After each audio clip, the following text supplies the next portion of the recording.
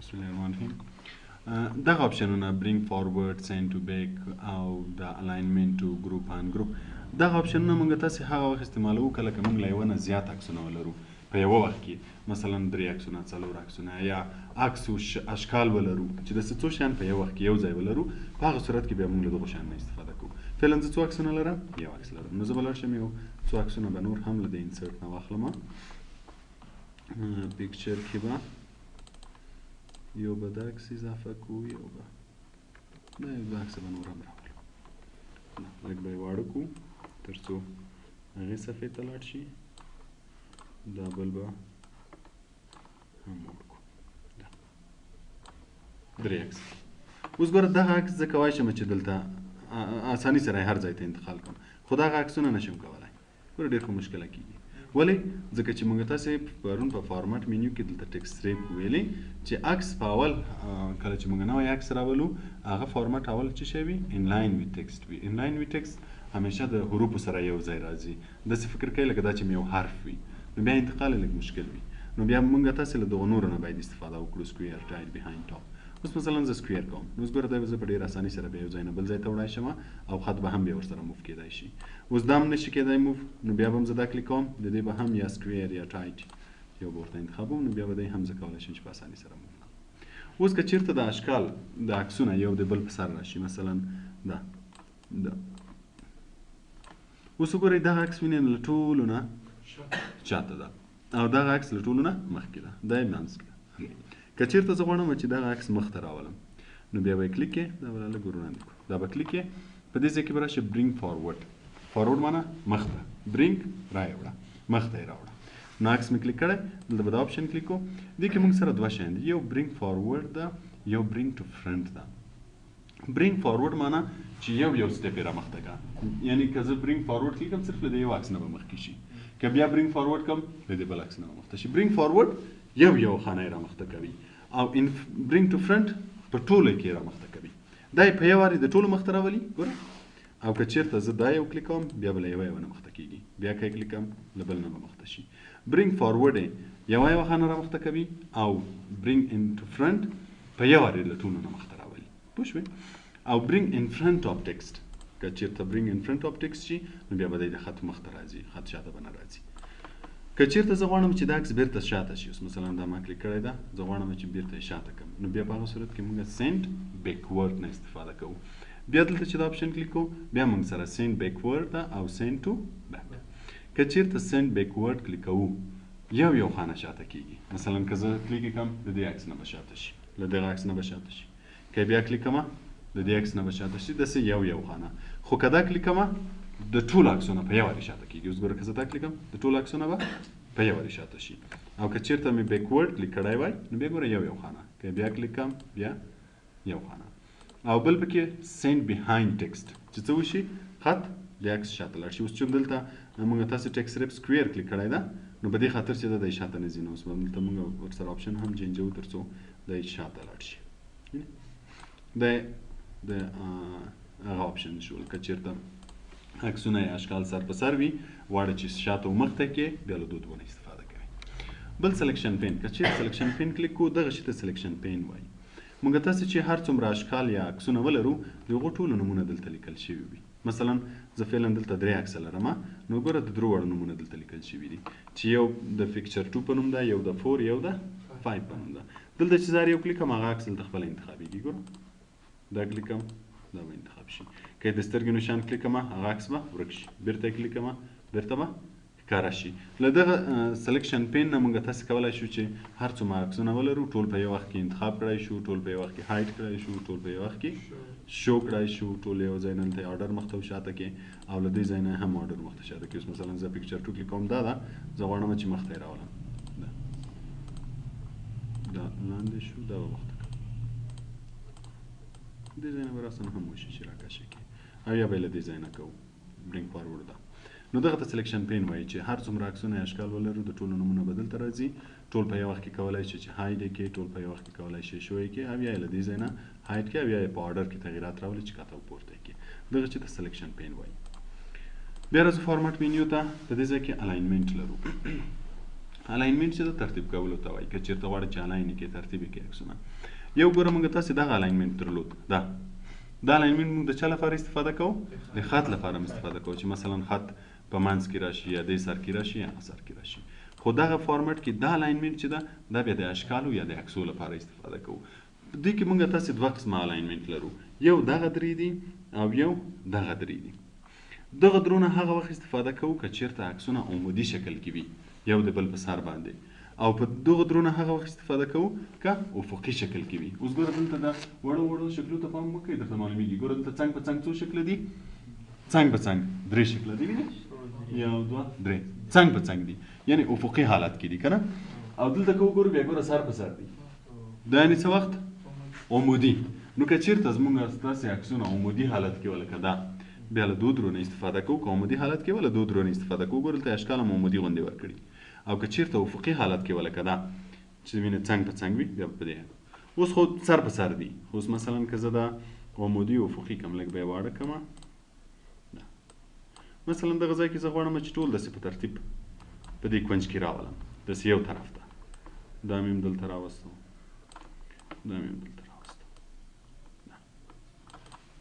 اوس د عکسونه کم پام شي ګوره ټول په یوه ځای کې شروع نه دي ګوره دا عکس دلته ده دا لږ وینې را وړاندې ده دا بیا لږ دې خواته ده یعنې که زه غواړم چې دا ټول په یوه ځای کې یوه ځای نه شروع شي له یوې نقطې نه ټول داسې منظم وي که نه نو په هغه صورت کې بیا له آپشنونه کلیک کوو اوس زه دا عکس کلیک کړم دلته فارمټ ته راشم نو ګوره که زه دا دو کې کلیک هم کړم څه تغییر به نه راځي هر څه چې کلیک کړم مثلا دا کلیک کړم دا کلیک کړم نه راځي که غواړې چې ټول په یو وارې ترتیب شي ټول به درې واړه انتخابوئ درې واړه چې انتخابوئ بیا به کنټرول بټن ورسره ونیسئ دا یو چې د کلیک وو کنټرول بټن ونیسه بل کلیک کنټرول بټن ونیسه بل کلیک اوس ګوره درې واړه انتخاب شو کله چې درې واړه انتخاب شي بیا که زه یو ځای نه بل ځای ته وړم هم به درې واړه وړل کېږي که یې چېرته واړه کې کوم غټوم یې هم به ټول په یو وارې کېږي بیا اوس مثلا دې خواته مې کلیک وکړو بیا که یې سلیکټوم بیا هم همداسې کنټرول کلیک ټول به سلیکټ کېږي سلیکټ شو اوس ګوره دلته الاینمنټ نو چون اوس دوی عمودي حالت کې دي موږ د الاینمنټ لپاره له دې درونه استفاده کوو که زه الاین لیفټ کلیک کړم دوی به له دې طرف نه ټول الاین شي یعنې ټول به له یوې نقطې نه شروع شي او که چېرته الاین سنټر کلیک کړم مرکزونه به یې ټول په یوه خط راشي او که چېرته الاین رایټ کلیک کړم له دې طرف نه به ټول له یوې نقطې نه شروع شي نو که چېرته عمودي به لکه اوس چې دي له دغو درونه استفاده کوئ او که چېرته افقي حالت کې و مثلا کوم وخت کې عکسونه دغسې وي لکه دا اوس ما ټول سلیکټ کړي زه غواړم چې په سر کې ټول له یوه خط نه شروع شي نو بیا به له دو درونه استفاده کوو له دو درونه که چېرته الاین ټاپ کلیک کړم د سر له طرف نه به ټول له یوې نقطې نه شروع شي او که چېرته میډل کلیک کړم منځونه به سنټر به ټول په یوه نقطه په یوه لاین برابر شي او که چېرته باټم کلیک کړم لاندې به په یوه نقطه ټول برابر شي نو ګوره په هغو حالتو کې ده اوس که چېرته ګوره زه الاین لیفټ کلیک کړم ګوره دا حالت د دوی نه ده ورټیکل که نه دوی په کوم حالت کې دي په هوریزنټل حالت کې دي که چېرته زه دا کلیک کړم الاین لیفټ نو دا ټول عکسونه به سره یو ځای شي ولې ځکه چې د دې ټولو لیفټ یو ځای له یوه خط نه شروع کړو نو چې د لیفټ له یوه خط نه شروع شي خو دا به نه یو ځای کېږي نو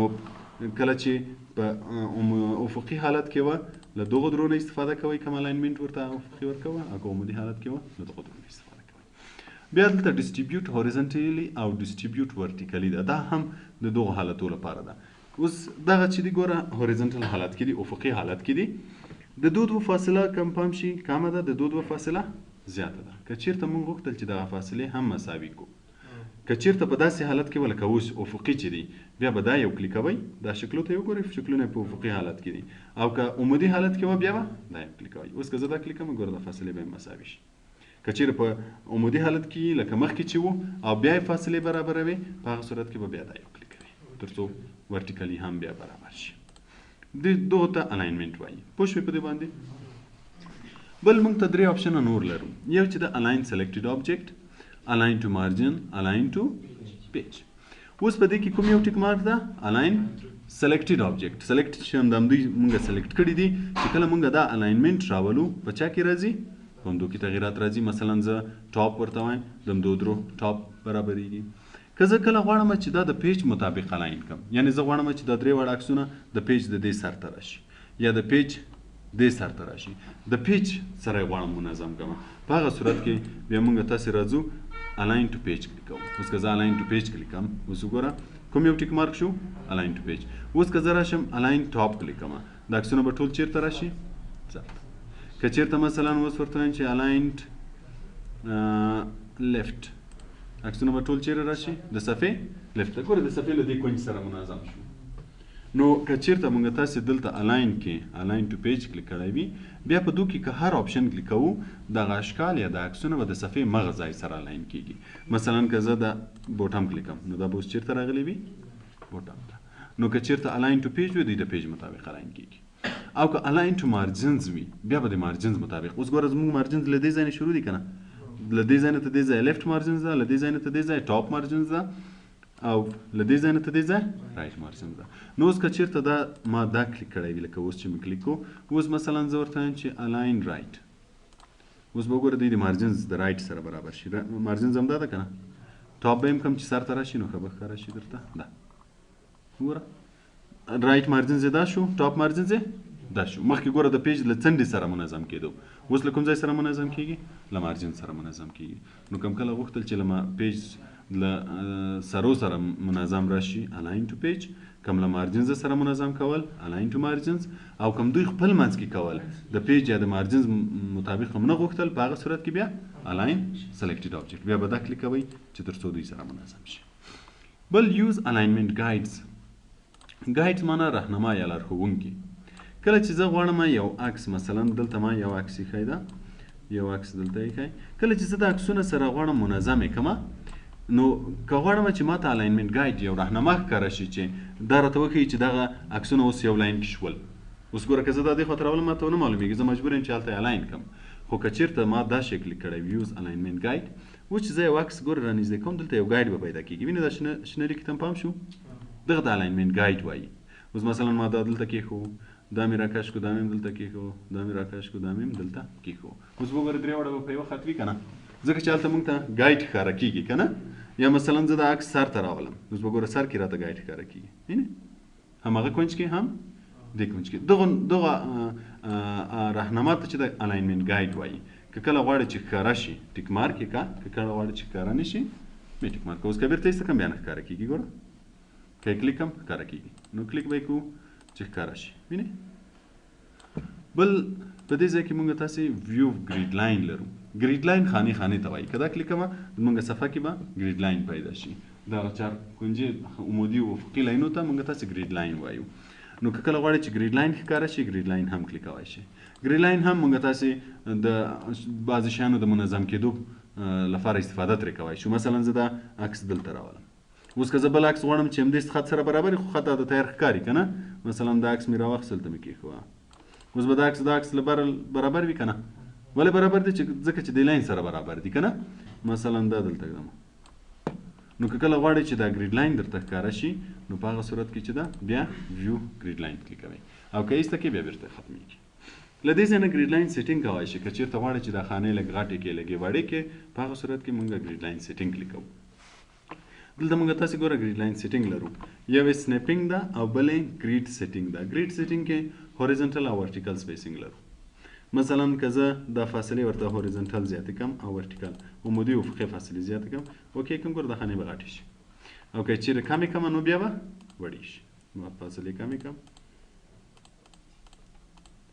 اوس به ګورې وړې به شي. نو دا کولی شو چې موږ تغییرات پکې راولو چې یې وړې کړو یا غټې کړو. او که یې ختموي دا کلیک کړه بیخي به ختمه شي. بل موږ تاسې کراپ لرو.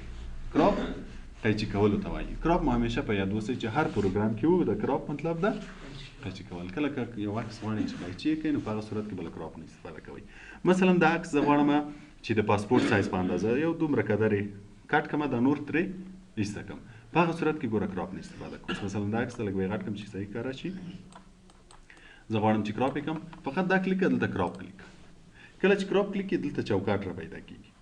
له دې چوکاټ نه اوس څومره قدر غواړئ په همدې چوکاټ کې سیټ کړه. اوس مثلا دا زه هغه کوم چې دومره شي دومره او دومره. اوس وګوره دغه د چوکاټ بیرون منطقه توره شوه که نه دغه توره منطقه ترې کټوي دغه ځای درته پرېږدي صرف به انټر اوس ووهئ. اوس ګوره هغه منطقه یې کټ شوه دا منطقه پاتې شوه. نو که کله غوښتل چې یو عکس کټ کړئ په هغه صورت کې به له کراپ نه استفاده کوئ. درته اسکیپ ووهو چې کراپ ختم شي. پوه شوئ دې چې ته کراپ وایي. دلته کراپ کې بعضې آپشنونه نور شته. اول خو دا کراپ شو دا مخکینی کراپ ده. بل کراپ ټو شیپ که غواړئ چې د یو شکل حالت غوندې دی قیچي شي. اوس ګوره مثلا زه غواړم چې دی په دې شکل کې قیچي شي یا په دې شکل کې یا په دې شکل کې، هر شکل چې کلیک کې د عکس به هماغه شکل باندې قیچي کېږي. نو کوم کله غوښتل چې یو عکس د شکل په شکل غوندې قیچي شي نو هر شکل چې کلیک کو عکس به هماغه شکل غوندې قیچي کېږي. او دلته بعضې اندازې دي که په غواړئ چې په دغو اندازو شي مثلا 3/4 کې غواړئ اوس به د عکس څو په څو کې شي 3/4 کې شي. انټر یې کړه 3/4 کې به شي. بعضو ځایو کې چې په انټرنیټ باندې فورمونه خانه پورې کوئ ګوره هلته نوشته چې عکس باید څو په څو کې وي که نه. نو موږ تاسې دلته تیار اندازې لرو کولی شئ چې له دې نه استفاده وکړئ. مثلا عکس باید څو په څو کې وي. دا ټول حالتونه دي. هر یو چې کلیک یې هماغسې به کېږي. مثلا څو په څو کې 3/4 کې. بیا کولی شئ چې د عکس انتقال کې مثلا د خانې ته برابر کړئ چې دومره قدر دې شي. وینئ اوس چې زه انټر کړم دونه به 3/4 کې راشي. دې ته دا د کراپ اندازه شوي چې عکس څو په څو کې غواړي. او بل فیل هم شته له دې ځای نه موږ کولی شو چې عکس کراپ کړو چې څومره قدر یې غواړو همغومره قدر یې کړه انټر ووهه عکس به کراپ شي. او فیټ هم ده چې څومره قدر یې فیټه یې هغومره قدر یې قیچي کړه انټر ووهه عکس به کراپ شي. خو کراپ څه معنی؟ قیچي کول. هر چیرته چې وو کوم کله غوښتل چې یو عکس قیچي کوئ نو تاسو به کوم اپشن پیدا کوئ؟ کراپ. کراپ چې کوم بیا قیچي کولی شي. بل دلته ویټ اور هایټ ده. که غواړئ چې یو عکس غټ ووړ کړئ له دې ځای نه هم کولی شئ. یو خو موږ تاسې راسن کوو ګوره. او بل موږ تاسې دلته ویټ اور هایټ هم لرو. مثلا که زه دا ووړ کړمه ګوره ویټ اور هایټ به یې کم شي. کم شو.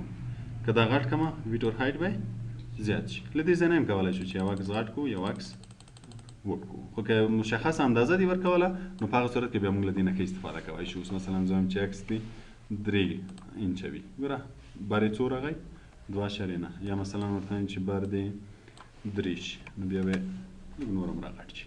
نو کوم کله غوښتل چې عکس غټ ووړ کړئ له دې ځای نه هم کولی شي. دا فارمټ منیو شو. په دې کې خو به اوس سوال نه لرئ. پوه شوئ ورباندې؟ چې پوه شوئ بېرته به انسرټ ته راشو. په انسرټ کې موږ تاسې ګوره عکس اوس ویلې. دلته یو بل اپشن هم لرو چې آنلاین پکچر. کله که مو غوښتل چې له انټرنیټ نه عکسونه واخلئ خو دا هغه وخت کار کوي چې زموږ ستاسې کمپیوټر له انټرنیټ سره وصل وي. که وصل نه وي کار نه کوي ځکه چې ګوره آنلاین معنی انټرنیټ. آنلاین چې هر ځای ولیده آنلاین څه معنی؟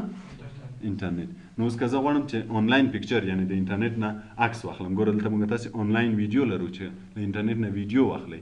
خو دا آنلاین اپشنونه هغه وخت کار کوي که چیرې زموږ په کمپیوټر کې انټرنیټ وصل که نه وصل کار نه کوي. اوس ګوره زه دا کلیک کوم نو دلته ماته یو مسج راکوي چې you need an internet connection to insert online picture. څه ته ضرورت لري؟ انټرنیټ کنکشن ته ضرورت لري تر څو ته عکس واخلئ. نو چې انټرنیټ کنکشن نه وي نو له انټرنیټ نه عکس نشئ اخیستی. بیا دلته موږ 3 اپشنونه لرو چې یو ټرای اګین یعنې که چیرته ستا په کمپیوټر کې انټرنیټ وصل وي خو دی بیا هم دا مسج درکوي نو بیا ټرای اګین کلیک چې ته یو بیا وګوره انټرنیټ وصل ده که نه. او ورک آفلاین مطلب دا ګوره آنلاین او آفلاین. آنلاین انټرنیټ آفلاین بدون له انټرنیټ. مثلا زه بدون له انټرنیټ نه غواړم چې کمپیوټر نه یې واخلم بیا به آفلاین کلیک کوم نو ماته به کمپیوټر وینډو خلاصه شي چې هر ځای کې مې عکس وي هغه به واخلم. نو که چیرته له انټرنیټ نه غواړئ عکسونه واخلئ بیا به دا یې وکلیکوئ. او که چیرته غواړئ چې کوم شکل جوړ کړئ بیا به شیپس کلیکوئ. مخکې ګوره موږ کراپ ټو شیپ عکس په شکل کې راوستو خو دلته بیا که جدا شکل جوړئ بیا له دونه استفاده کوئ. مثلا زه دا شکل جوړوم کلیک کړه هر چیرته چې جوړئ همالته یې رسم کړه.